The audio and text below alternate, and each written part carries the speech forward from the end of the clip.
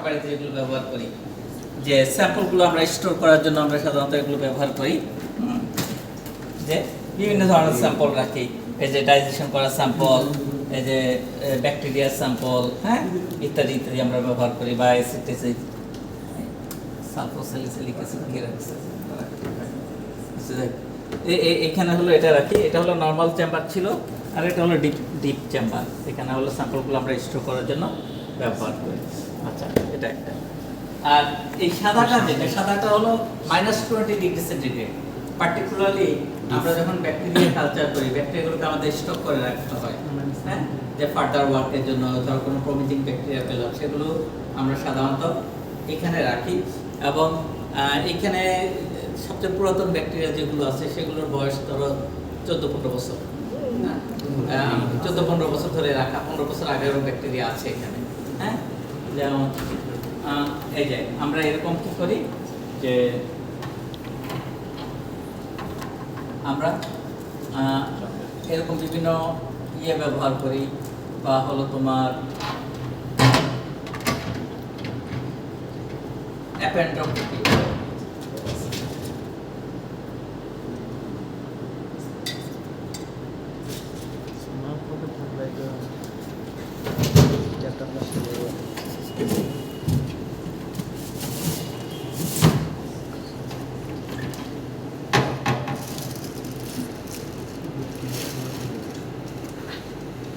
এই যে এরকম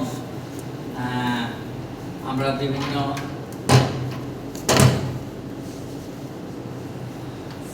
গ্লিসারল স্টক হিসেবে অ্যাপেন্ড্রফ টিউবে আমরা সাধারণত 30% বা 40% গ্লিসারল স্টক হিসেবে সেভ করি। এবং নিচে দেখবা যে এটার এই যে নিচের দিকে,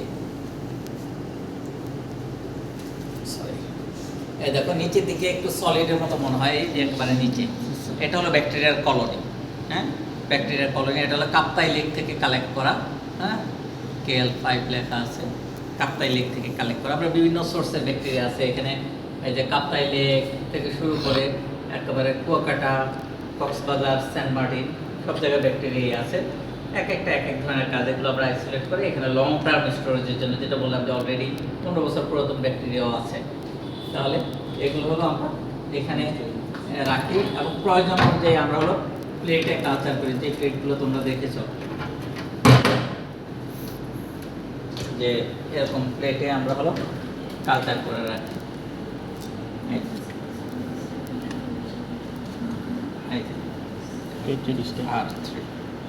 দেখো এগুলোর মধ্যে ব্যাকটেরিয়া আছে, হ্যাঁ, কালচার করা। এই যে এবার যদি দেখো তোমরা, ব্যাকটেরিয়া কলোনি কালচার করা আছে।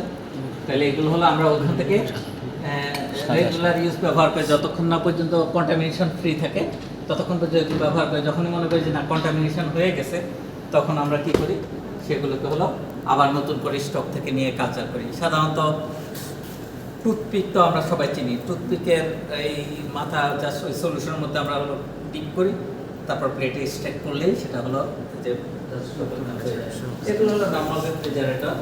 এখানে হলো আমরা হলো এটাও মাইনাস, হ্যাঁ, -20 যদিও বলে, কিন্তু এটা অত বেশি ইয়ে না। এটাও তোমার আমরা বিভিন্ন এক্সট্রাক্ট রাখার জন্য, যেমন এটা হলো একটা ব্যাকটেরিয়াল পিগমেন্ট, ব্যাকটেরিয়া থেকে পিগমেন্ট আমরা আইসোলেট করেছি, যে রেড কালারের ব্যাকটেরিয়া, সেই পিগমেন্টটা এক্সট্রাক্ট করা ন্যাচারাল প্রোডাক্ট কেমিস্ট্রিতে। এই পিগমেন্টটা আসলে কি ধরনের কম্পাউন্ড আছে, কি প্রপার্টিজ আছে, এটা হলো একটা অ্যান্টি ক্যান্সার কম্পাউন্ড। তাহলে এগুলো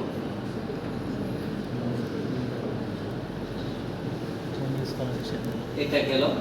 আমরা স্যাম্পল কালেকশনের সময় অনেক সময় কি করি, স্যাম্পলগুলো বাইরে থেকে কালেকশন করে নিয়ে আসি।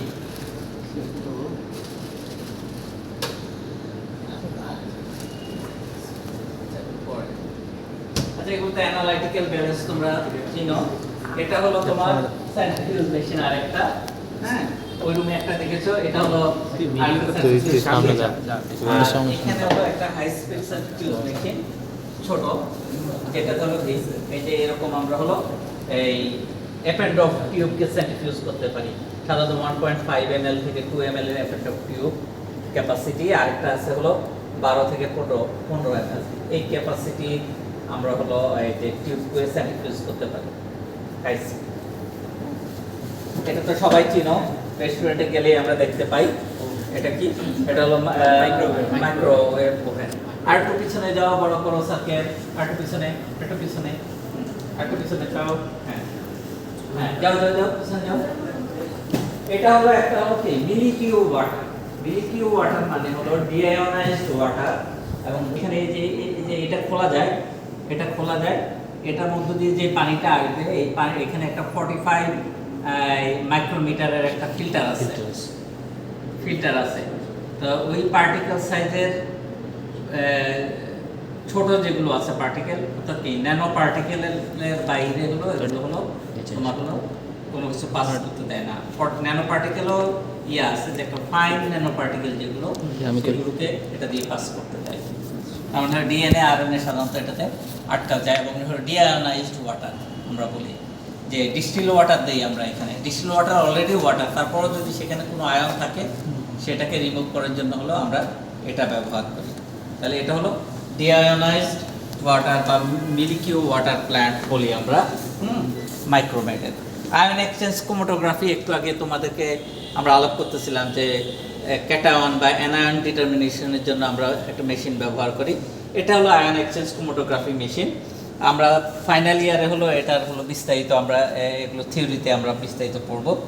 যে এখানে হলো কি সলভেন্ট দেওয়া থাকে, এখানে পাম্প আছে, পাম্পের মাধ্যমে আমরা কত ml পার মিনিটে পাস করবো সেগুলো থাকবে।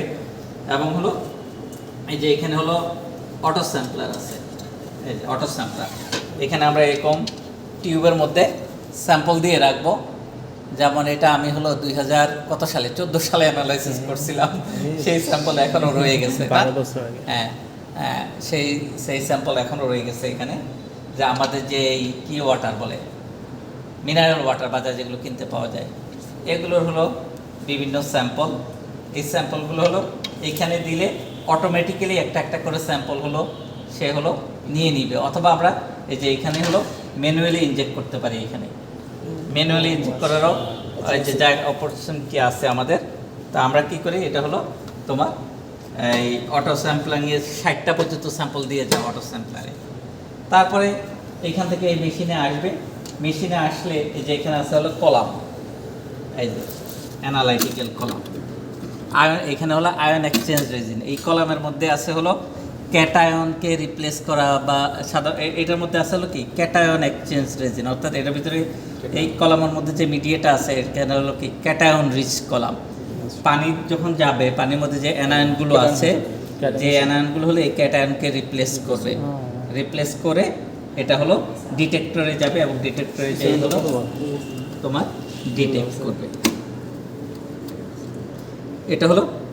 এবং এই যে পাম্প বলেছে, পাম্প মানে কি প্রেসার দেওয়া না, প্রেসার দিবে। এই প্রেসার যাতে এটার ভিতরে যে ম্যাটেরিয়ালসগুলো আছে এগুলো ডেন্সলি প্যাক করা থাকে। তারপর অনেক সময় প্রেসার কম বেশি হয়ে যেতে পারে, মেশিন কী বলে মেল ফাংশন করতে পারে, ইরেগুলার বিহেভ করতে পারে। তখন কি করা হয়, যাতে ওই ধরনের কন্ডিশনে যাতে হলো কি এই প্যাকিংটা যাতে কলাম নষ্ট না হয়, এরকম ছোট ছোট কলাম, এই যে এরকম ছোট ছোট কলাম দেওয়া হয় যাতে ওই প্রেশারটাকে সে অ্যাবজর্ব করে একেবারে অ্যাপ্রোপ্রিয়েট প্রেশারটা হলো ওই কলামের মধ্যে পাস করে। ওটা হলো অ্যানালাইটিক্যাল কলাম। আর এগুলোকে বলি আমরা হলো guard column. Guard column, guard protection দেওয়ার জন্য। হ্যাঁ, গার্ড কলাম। তাহলে এটা হলো তোমার হলো এই মেশিনের, এটা হলো আয়ন এক্সচেঞ্জ ক্রোমাটোগ্রাফি। আমরা যখন কিনেছিলাম তখন এটা 55 লাখ টাকা ছিল, এখন 1.5 কোটি টাকা। এটা হলো একটা বড় ইকুইপমেন্ট আমাদের এখানে। আরেকটা আসলে এই পাশে অ্যাটমিক অ্যাবজর্পশন স্পেকট্রোফটোমিটার, যেটা দিয়ে আমরা কি করতে পারি, যে হেভি মেটাল আমরা হলো পার্টিকুলারলি হেভি মেটালগুলো আমরা অ্যানালাইসিস করি। এটা হলো জাপানের শিমাজু কোম্পানি।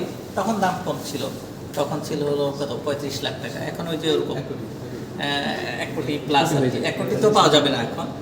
এখানে হলো এই যে বিভিন্ন ধরনের ল্যাম্প থাকে, হলো ক্যাথোড ল্যাম্প বলি আমরা। এই ল্যাম্পগুলো হলো তোমার একটা নির্দিষ্ট ওয়েভলেংথে তোমার হলো একেবারে ধরো ফ্লেম ফটোমিটারে ছিল ফর এক্সাম্পল 566 ন্যানোমিটার ফ্লেম ফটোমিটারে।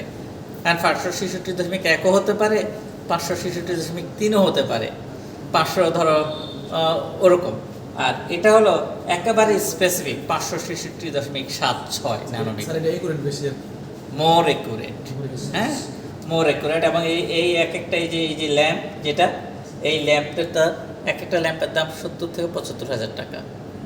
এই যে ল্যাম্প, এটা হলো কি লাইট সোর্স, লাইটের সোর্স হিসেবে কাজ করে এই অয়েল। এটা এই যে আমরা যে এলিমেন্ট কী করব, এই মেজার করব, আমরা সেই ল্যাম্পটা হলো ওই পজিশনে নিয়ে দেই। সাধারণত এখানে 10টা ল্যাম্প বসানোর জায়গা আছে, অর্থাৎ কি 10টা এলিমেন্ট। আমরা একটা এলিমেন্ট করে করি, আমরা 10টা এলিমেন্ট একবারে করি না, একটা এলিমেন্ট করে মেজার করি। যখন আয়রন করি তখন আয়রন মনে করো 500 স্যাম্পল আছে, 500 স্যাম্পল একবার অ্যানালাইসিস করা হয়। আবার যখন, কারণ কি একবার অ্যানালাইসিস না করলে আমাদেরকে বারবার স্ট্যান্ডার্ড চেঞ্জ করতে হবে। এই কারণে আমরা যে এলিমেন্ট রান করি তখন ওই এলিমেন্টগুলোই শুধুমাত্র রান দিই। এবং এখানে হলো তোমার এই যে এটা হলো ফার্নেস না, এই যে এইখানে হলো তোমার হলো লাইট এই কী বলে বার্ন হবে, স্যাম্পলগুলো বার্ন হবে। এবং হলো এই যে এখানে সফটওয়্যার আছে, সফটওয়্যার হলো সেগুলো হলো তোমার হলো এই যে রেজাল্টটা আবার দেখাবে যে আমাদের কোয়ালিটি কেমন, কন্ট্রোল কেমন হচ্ছে। কন্ট্রোল যদি ঠিক থাকে তাহলে আমরা মনে করি যে না কন্ট্রোল ঠিক আছে, তাহলে হলো স্যাম্পল যেটা আসবে এটাই অরিজিনাল স্যাম্পল। আর এই কারণে হলো আমরা কি এখানে কোয়ালিটি কন্ট্রোল করতে পারি। ওগুলো হলো গ্যাস সোর্স হিসাবে ব্যবহার করে, 2টা সিলিন্ডার ব্যবহার করতে হয় আমরা গ্যাস সোর্স। আর এটা হলো অটো স্যাম্পলার, ওই মেশিনে দেখেছি অটো স্যাম্পলারটা মেশিনের ভিতরে না, আর এখানে হলো এটা বাইরে। একই কোম্পানির, 2টা শিমাজু কোম্পানি জাপানের। তাহলে এটা হলো এখানে হলো আমরা স্যাম্পলগুলো দিয়ে দেই। এই দেখো এখানে স্যাম্পল দেওয়ার জন্য জায়গা আছে, স্যাম্পলগুলো দিয়ে দেই। এবং এই যে যখন একটা স্যাম্পল অ্যানালাইসিস হয়ে যায়, এই যে এটা হলো এরকমভাবে যায় যে হলো তোমার হলো স্যাম্পলটা নিয়ে সে আবার হলো এই যে এখানে চলে আসে, আবার ওয়াশ করে। হ্যাঁ, সব কিছু মেশিনের সাহায্যে কন্ট্রোল করা যায়। Atomic absorption spectrophotometer. পানি দেওয়া থাকে এবং হলো মেশিন অন করলে আমরা কত এই যে সলিউশন টেম্পারেচার, তারপরে হলো এই যে মেগাহার্টজ, কত মেগাহার্টজে আমরা হলো আল্ট্রাসাউন্ড দিব সেটা আমরা এগুলো কন্ট্রোল করতে পারি। তাহলে এটা হলো সনিকেটর মেশিন। এবং হলো এটা কি এই যে অপারেটিং লেভেল মানে হলো এই পরিমাণ পানি দিতে হবে, এর থেকে কম পানি দেওয়া যাবে না। তাহলে হলো যে শব্দ করবে ওই শব্দটা কানের মধ্যে লাগবে বেশি। হ্যাঁ, অনেক ধরনের মস্কুইটো রিপিলার আছে যেগুলো হলো কি বলে যে সাউন্ডের মাধ্যমে করে, যে সাউন্ড আমরা শুনতে পারি না কিন্তু হলো মশা বা এগুলো শুনতে পারে, সেগুলো আল্ট্রাসাউন্ড ব্যবহার করে, কোনো কেমিক্যাল ব্যবহার করে না। যেমন গুড নাইট কয়েল, ওটাকে লিকুইড ব্যবহার করে রিফিলগুলো। কিন্তু কিছু কিছু আছে সেগুলো হলো তোমার আল্ট্রাসাউন্ড ব্যবহার করে, যেগুলো পোকামাকড় ওটা সহ্য করতে পারে না, তখন হলো মস্কুইটোভাবে হলো তারা হলো রিপেল হয়। এটা হলো কি একটা বিওডি ট্র্যাক না, এটা এই যে বায়োলজিক্যাল অক্সিজেন ডিমান্ড মেজার করার জন্য এখানে হলো রিয়েকশন মিক্সচারগুলো আমরা এখানে দেই, দিয়ে তারপরে হলো এই যে এই পাশে দেখো এই যে এটা হলো বিওডি ইনকিউবেটর, এটার মাধ্যমে হলো আমরা এগুলো দিয়ে রাখি। রিয়েকশনটা কন্ট্রোল টেম্পারেচারে হবে, কোন টেম্পারেচার প্রয়োজন ওই নির্দিষ্ট টেম্পারেচারে 25 ডিগ্রি বা 28 ডিগ্রি বা 30 ডিগ্রি ওই নির্দিষ্ট টেম্পারেচার আমরা দিই, সেটা বিওডি ইনকিউবেটর। এটা হলো, এটার নাম কি বলেছিলাম, রোটারি ইভাপোরেটর। রোটারি ইভাপোরেটর এই কারণে যে এটা হলো ওয়াটার বাথ, এখানে আমরা পানি দিই এবং যখন এটা হলো রোটেট করবে, এরকম রোটেট করতে থাকবে, স্যাম্পলগুলো রোটেট করবে। এই যে এটা রোটেট করে, এই নিচের এটা রোটেট করবে কন্টিনিউয়াসলি। এবং হলো যে হিটের মাধ্যমে এখানে যে লিকুইড সলভেন্টটা দিব আমরা, এই সলভেন্টটা এখানে যাবে, পানির লাইন থাকবে, এই যে দেখো এগুলো পানির লাইনের মধ্যে দিয়ে এটার মধ্যে দিয়ে পানি করবে। এবং এই পানির লাইনের এখানে যখন যাবে, এই যে ভিতরটা পানির লাইন, ভিতরে যেগুলো এই কয়লার মতো দেখা যায় ওটা পানির লাইন। হ্যাঁ, একটা ইনলেট একটা আউটলেট। আর এখানে এসে জমা হবে হলো এই যে এখান থেকে যে সলভেন্টগুলো, যেহেতু পানির লাইন আছে এখানে, এটা চারপাশে যেগুলো পড়বে সেটা আস্তে আস্তে আবার কী হবে, বাষ্পটা আবার হলো কনডেন্স হয়ে এখানে এসে জমা হবে। এটা হলো রিসিভিং ফ্লাস্ক। আর স্যাম্পলটা আমরা এখানে দিই, নির্দিষ্ট টেম্পারেচার সেট করতে পারি আমরা, এটা উপরের নিচে করা যায়, এই পাশে করা যায়, আমাদের প্রয়োজন মতো আমরা এটা করতে পারি। আচ্ছা, তারপরে এদিকে এটা হলো একটা হলো ক্লিন বেঞ্চ, আমরা অটোক্লেভটা পরে দেখব। এটা হলো ক্লিন বেঞ্চ কেন? ক্লিন বেঞ্চে হলো ওটা ক্লিন বেঞ্চ। এখানে আমরা কি করি, এখানে স্যাম্পলটাকে আমরা এই যে এটাকে আমরা হলো ওই যে একটু দূরে যাও, দূরে যাও। এটা হলো ডিকন্টামিনেশন করতেছে। ডিকন্টামিনেশনের জন্য আমরা হলো করেছি, সেই জন্য একটু গ্রাম হচ্ছে না। আচ্ছা, তাহলে এটার মধ্যে হলো তোমার আমরা হলো যে স্প্রে করি, ভালোভাবে মুছে নেই 70% ইথানল দিয়ে, তারপরে হলো অটোক্লেভ থেকে জিনিসগুলো এনে এখানে আমরা কালচার করি।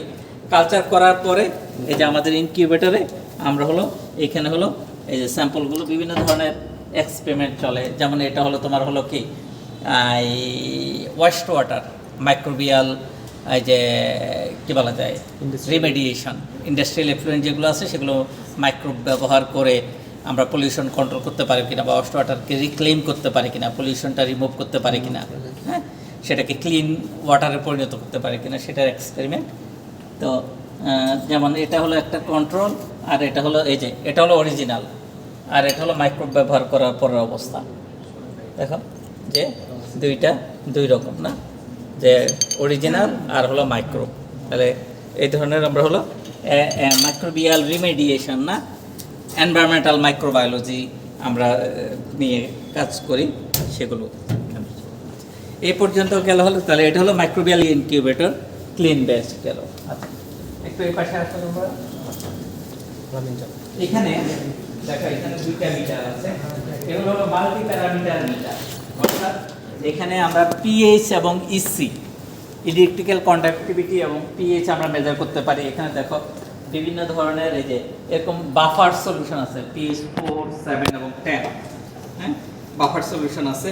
আবার এটা হলো ইসি মিটার প্লাস হলো এই পিএইচ মিটার, দুইটাই আমরা কোনটা করতে চাই সেটা হলো আমরা এখানে ডিটারমাইন করতে পারি। তারপরে যে নিচে দেখো একটা ডিহিউমিডিফায়ার, অর্থাৎ কি হিউমিডিটি কন্ট্রোল করার জন্য ওটা হলো ডিহিউমিডিফায়ার মেশিন।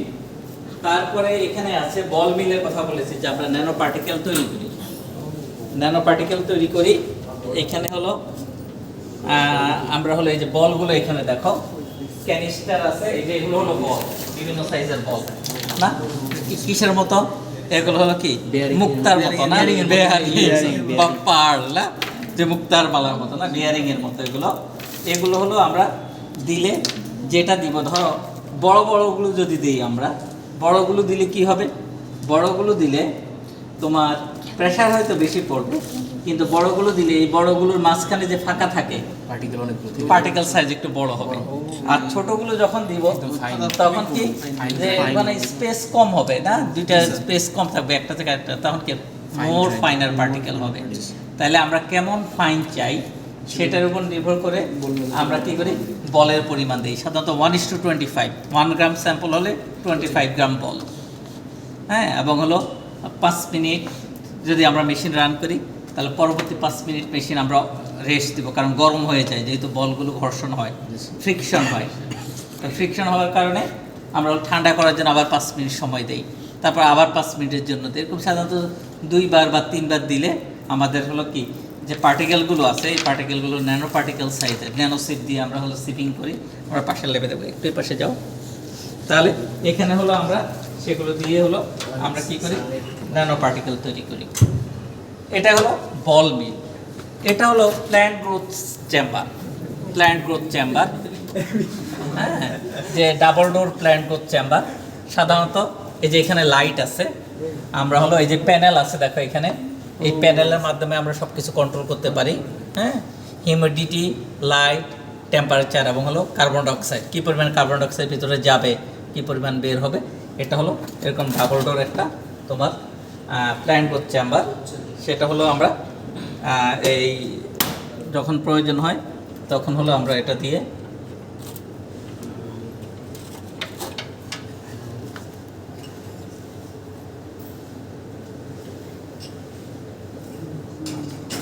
তাহলে আমরা হলো এখানে সেটা কি করি, ব্যবহার করি, দিয়ে আমরা হলো হিউমিডিটি কন্ট্রোল করার জন্য এখানে দেখা একটা টেবিলের মতো আছে, যে এখানে একটা পানির জার আছে, যদিও অটোমেটিক সিস্টেম, কিন্তু তার মধ্যে কিছুটা ম্যানুয়াল আছে না, ম্যানুয়াল সিস্টেম আছে, ফুললি অটোমেটিক না, হ্যাঁ। তো এখানে একটা জার আছে, ওই জারের মধ্যে দিয়ে আমরা হলো পানি দিতে হয় রেগুলার। পানি যদি কমে যায় তার মানে কি তোমার হিউমিডিটি মেনটেন না হলে ভিতরে যে গাছগুলো থাকবে ওই গাছ মারা যাবে, হ্যাঁ। এই জন্য কি মনিটরিং করতে হয় যে আমি এক্সপেরিমেন্ট বসায় দিয়ে গেলাম ব্যস্ত হয়ে যাবে। আচ্ছা ওরে ভাই এখানে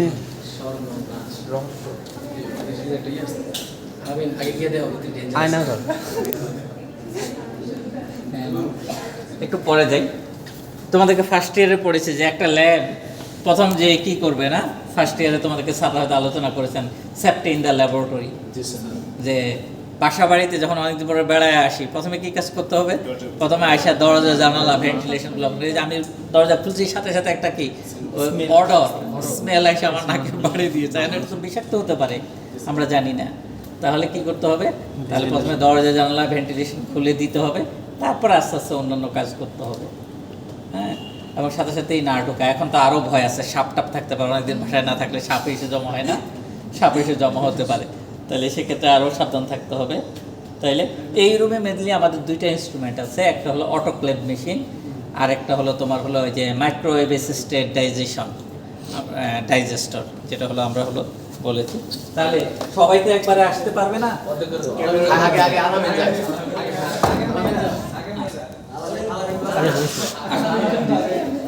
এটা হলো অটোক্লেভ মেশিন।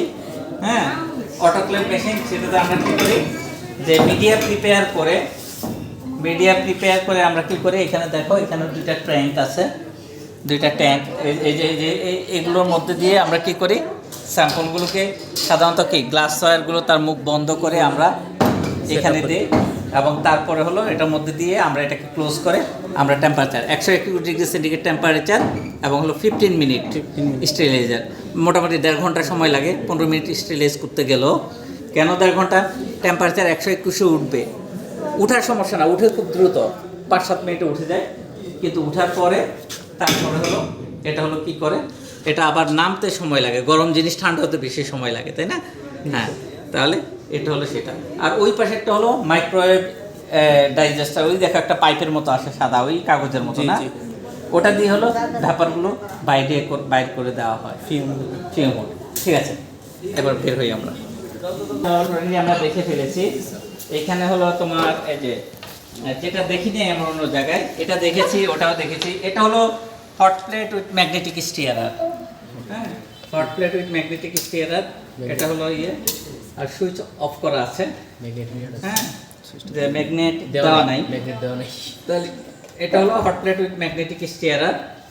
আর এই ল্যাবেও আমাদের কিছু হলো যে এক্সটেন্ডেড ফ্যাসিলিটিস আছে, যেগুলো আমরা হলো দেখেছি, লেমিনার ফ্লো ক্যাবিনেট, ওভেন, হ্যাঁ, mainly plant nutrition, environmental science, এবং হলো আমাদের কিছু মাইক্রোবায়োলজিক্যাল ওয়ার্কও আমরা এই ল্যাবে করি।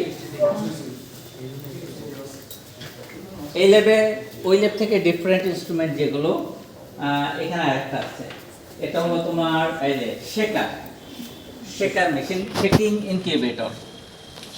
ইনকিউবেটর হলো যে আমরা হলো ধরো ফর এক্সাম্পল 25 ডিগ্রি সেন্টিগ্রেডে আমরা কোনো স্যাম্পল হলো ইনকিউবেট করতে চাই, টেম্পারেচারটা 25 ডিগ্রি সেন্টিগ্রেড থাকবে, তখন আমরা এটা স্যাম্পলগুলোকে এখানে দিয়ে দেই টিউবের মাধ্যমে, দিয়ে আমরা হলো ওই যে টেম্পারেচার সেট করি, তারপর হলো তোমার সেট করি, কি বলে রোটেশন স্পিড সেট করে আমরা এখানে দিয়ে রাখি। সাধারণত মাইক্রোবিয়াল স্যাম্পলগুলো আমরা যেগুলো অল্প পরিমাণে লাগে সেগুলো আমরা হলো এখানে দিয়ে আমরা এটা হলো শেকিং ইনকিউবেটর, শেক করবে এবং ইনকিউবেট করবে নির্দিষ্ট টেম্পারেচারে নির্দিষ্ট রোটেশনে শেক করবে, সাধারণত 100 থেকে 200 RPM এই স্পিডে আমরা হলো এটা ব্যবহার করি জাস্ট এয়ার মিক্সিংয়ের জন্য অ্যারোবিক কন্ডিশন। টাইম কত? হ্যাঁ, টাইম এটা নির্ভর করে, টাইম তোমার 24 আওয়ার থেকে শুরু করে 1 উইক। হ্যাঁ, 1 উইক সেটা আমরা করতে পারি। এই পাশে আমাদের এটা আরেকটা ম্যানুয়াল অটোক্লেভ মেশিন, সাধারণত ওই যে ডাক্তারদের চেম্বারে বা হলো হসপিটালগুলোতে এগুলো ব্যবহার করে, ছোটোগুলোতে দেখছি যে তোমার নর্মাল, এটা অনেকটা প্রেশার কুকার মেশিনের মতো, আমরা যে রান্না করি প্রেশার কুকার মেশিনের মতো, যে 3-4টা শব্দ হবে, বাসায় যে বাড়িতে যেগুলো ব্যবহার করে প্রেশার কুকার পাতিল, এই যে এখানে এই যে এটা বন্ধ করে দেয়, পরে এটা শব্দ করবে 3-4টা, যখন 3টা শব্দ করে তখন আমরা মনে করি যে না অটোক্লেভ হয়ে গেল। এটা যে হলো যে less expensive than that one.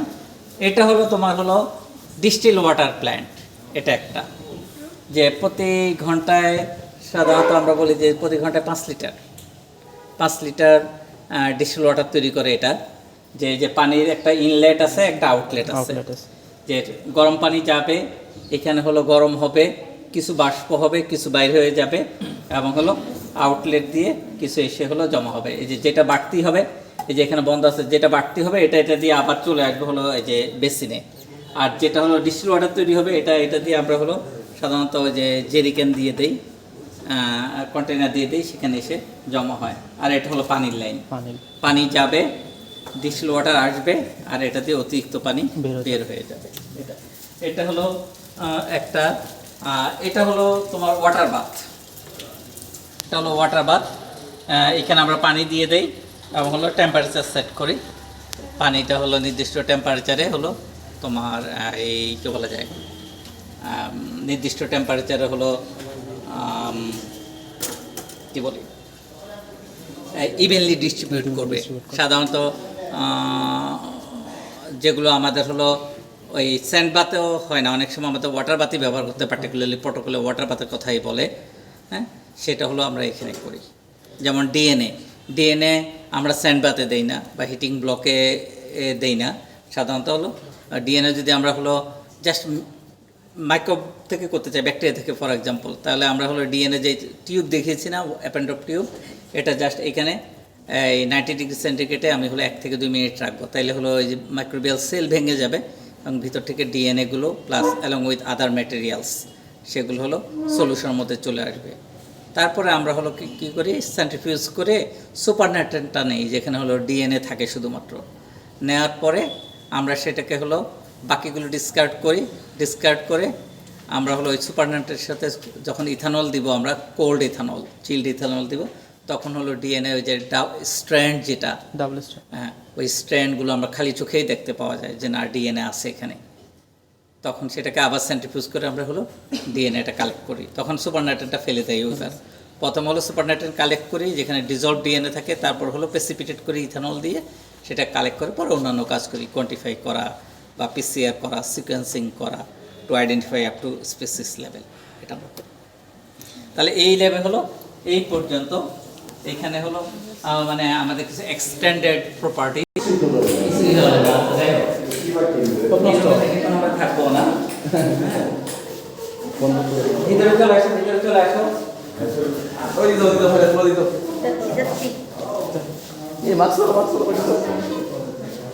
ভিতরে চলে আসো, আরো আসো। এই রুমে গত 1 মাসও কোনো এসি ব্যবহার করা হয়নি, সুতরাং সমস্যা নেই। এখন এটা হলো ফিউ মুড। এখানে আমরা হলো সাধারণত দেখো যে দেশের অবস্থা না সব পড়াশোনা হয়ে যাচ্ছে, কারণ হলো আমরা কি স্ট্রং অ্যাসিড ব্যবহার করি। স্যান্ড বাথ, এই যে এগুলো হলো বালি, হ্যাঁ, স্যান্ড বাথ ব্যবহার করে আমরা টোনাল লেভেল করে ব্যবহার করবো এরকম। তো এটা এখানে হলো তোমার হলো আমরা হলো স্যাম্পলটাকে ডাইজেস্ট করি, যে 10 ml নাইট্রিক অ্যাসিড পার ক্লোরিক অ্যাসিড মিক্সচার দেই, সাধারণত 0.5 গ্রাম স্যাম্পল। এর মধ্যে হলো 10 ml দিয়ে আমরা এখানে নিয়ে আসি, নিয়ে এসে এখানে হয়তো 20 মিনিট থাকে, ডাইজেশন কমপ্লিট হয়, তারপর আমরা নিয়ে যাবো এটা ফিউম। এটাকে আমরা হলো নামিয়ে দেই, এই যে এটা নিচের দিকে নামিয়ে দেই, যাতে হলো কি ফিউমটা রুমের মধ্যে না আসে, এবং এটা দিয়ে হলো আমরা হলো বাতাসের উপরের দিকে উঠিয়ে দেই। এটা হলো কাজ, এটা যে স্যাম্পলটাকে ডাইজেশনে অ্যাসিস্ট করা, সাধারণত 200 ডিগ্রি সেন্টিগ্রেড টেম্পারেচার পর্যন্ত হলো এখানে রাখি। এটা একটা। আরেকটা মেশিন এখানে আছে ব্লক ডাইজেস্টার, আমি তোমাদেরকে বলেছি যে ওই কি বলে স্যান্ড বাথ, ওয়াটার বাথ, এখানে হলো এই টিউবগুলো হলো এই যে বিভিন্ন ব্লকে দিই, এবং হলো এটা হলো পরে আরেকটা আছে যে সেগুলো হলো তোমার হলো এটার মধ্যে বসিয়ে দিই, বসিয়ে দিলে এখানে যে ফিউমগুলো জেনারেট করে এই ফিউমটাও হলো এটার মধ্যে দিয়ে চলে যায়। তাহলে এই রুম হলো এই দুইটাই, আর তেমন কিছু নাই। ওই যে এটা দিয়ে হলো একটু ওই ব্লক ডাইজেস্টারের উপরে আমরা হলো এই যে দেখো প্রত্যেকটা জায়গায় এই যে এইগুলো দিয়ে দিই, যাতে হলো ফিল্মগুলো বাইরে না চলে আসে। এবং সাধারণত এটা হলো এই যে পানির এখানে দেখো এই যে ইয়েটা আছে, এই যে এটা পাইপ, এই ফিল্মগুলো আসবে, এই ফিল্মগুলো হলো পানির মধ্যে দিয়ে পাস করি, যার ফলে হলো ওখানে যে হার্মফুল যে টক্সিক এলিমেন্টগুলো আছে এগুলো পানিতে, যদিও এটাও করা ঠিক না, বাট বেটার মানে এয়ারের ভাষা থেকে তো আমাদের জন্য ক্ষতিকর যাতে কম হয় পানিতে দিচ্ছি আমরা। পানিগুলো হয়তো আমাদের ডেডিকেটেড কিছু ট্যাঙ্ক আছে, যে নির্দিষ্ট কেমিক্যালগুলো নির্দিষ্ট একটা ওই যে আন্ডারগ্রাউন্ডটা কি আছে সেখানে চলে চলে যায়। যাবে। যে বেটার দেন বাতাসে ছেড়ে দেওয়া। ছেড়ে দাও। তাহলে এটা মোটামুটি হলো এই ওখানে কিছু ধরো না ভাই। তাহলে এই পর্যন্ত হলো তোমাদের এই ইন্ট্রোডাকশন টু এই ল্যাবরেটরি ইকুইপমেন্টস, যেগুলো তোমরা হলো বিভিন্নভাবে বিভিন্ন সময় হয়তো কোনটা ব্যবহার করবা বা কোনটা ব্যবহার করবে না। আমাদের ল্যাবে না করলেও কিছু কিছু ইকুইপমেন্ট দেখা যাচ্ছে অন্য ল্যাবে ব্যবহার করবা। হ্যাঁ, বাট সার্টেন টাইমে মাস্টার্স বা আন্ডারগ্রেডে দেখা যাবে বিভিন্ন ল্যাবে ব্যবহার করতে হতে পারে। যেমন মাইক্রোবায়োলজিতে আমরা দেখাতে পারবো না, প্ল্যান্ট প্যাথোলজি হয়তো দেখাবে, বা হলো ফিউমিডের ব্যবহার তোমাদেরকে হয়তো জেনেটিক্স প্ল্যান্ট ব্রিডিং বা হলো বায়োটেকনোলজিতে তারা দেখাবে, জেল ইলেকট্রোফোরেসিস কীভাবে রান করে সেটা তারা দেখাবে, সেন্ট্রিফিউজ কীভাবে ব্যবহার করে। আমাদের এখানে আন্ডারগ্রেড পর্যায়ে ওরকম ব্যবহার নেই, কিন্তু মাস্টার্স পর্যায়ে হলো ওই যে অন্যান্য ডিপার্টমেন্টে আছে, আমাদের ডিপার্টমেন্টে আছে প্লাস অন্যান্য ডিপার্টমেন্টেও আছে, যে centrifuge machine, high speed centrifuge, particularly genetics, biotechnology, pathology, তারা হয়তো তোমাদেরকে ব্যবহার দেখাবে। তো এই ঠিক আছে, যাই আমরা।